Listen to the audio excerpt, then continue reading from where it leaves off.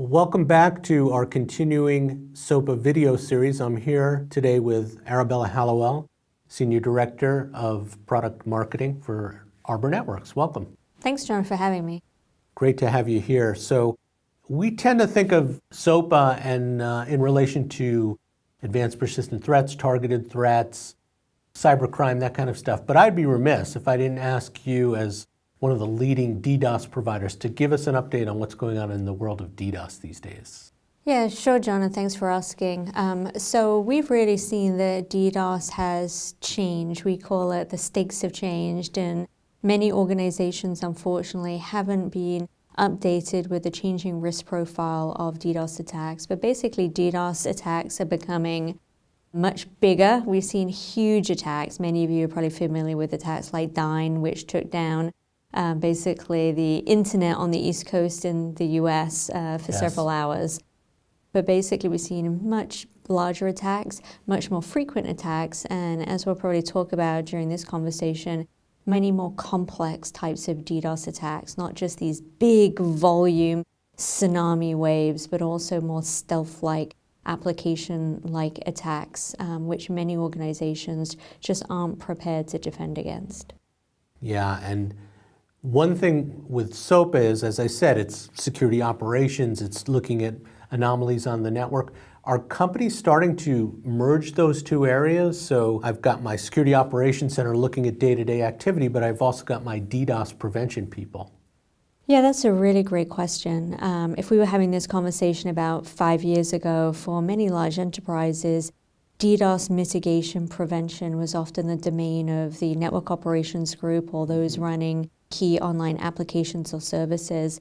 As organizations have actually started to look at risk much more closely, they are moving DDoS prevention and strategy over into their security operations group, although still it can be a little bit of a nexus where the network team may have some responsibility and the security team for others, and that's where really good risk management as well as planning is absolutely key to make sure that there's no finger pointing and one person thinking they were responsible when the other person was. Yeah, so there's a strategy overlap, there's some process overlap.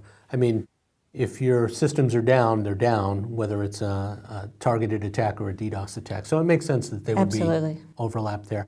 Now, I remember when I started working with Arbor years ago, people would get confused with what you guys do with network security analytics and SIEM.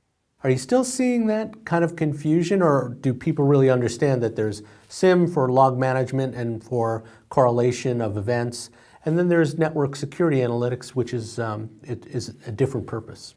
Yeah, and I mean, just overall in terms of the Arbor solution portfolio, we have a set of solutions that really sort of focus, I would say, looking external, so helping organizations protect against external types of attacks, including DDoS.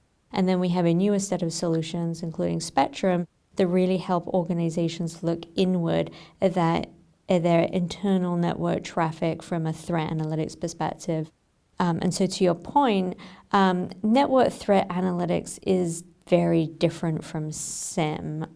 Although some security operations teams use their SIEMs for investigations, for threat analytics, when it actually comes to looking at your internal network traffic for anomalies, very, very quickly trying to understand what's happened, what's wrong, investigation, we see network threat analytics being in many ways complementary, built for a very different set of purpose, as well as having both different visibility, but also a different set of data. Our solutions are built on what we would call wire data, which is metadata, down to the packet, which is different from most SIEM solutions, which are built upon log data.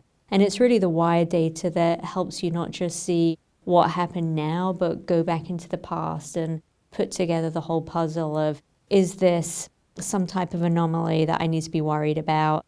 What happened? Who did it? Why? And do I need to call my legal counsel or a forensics team to come in and see what they can recover and do. So it's really for that threat detection, forensics, retrospective analysis. And investigation, And it's sort of a absolutely. Swiss Army knife. You can do all of those things. And I talked to one of your customers who was doing all of those things and got some acceleration in those activities. Is that accurate? Yeah, and I think as we get into the SOAPA discussion, for most organizations, even if they're a well-resourced team, they simply don't have enough staff, enough expertise to deal with the number of investigations they have to, they basically have to deal with. And so we see Spectrum really being a force multiplier, helping organizations automate some of the work of particularly the tier 2 analysts or even the incident responders so they can be much more effective at what they need to do. Well, you're hitting the nail on the head with SOAPA in terms of integration and automation and orchestration. Can you stick around for part 2 of our video? Yeah, absolutely. Okay, well look on our website for more under our SOAPA landing page.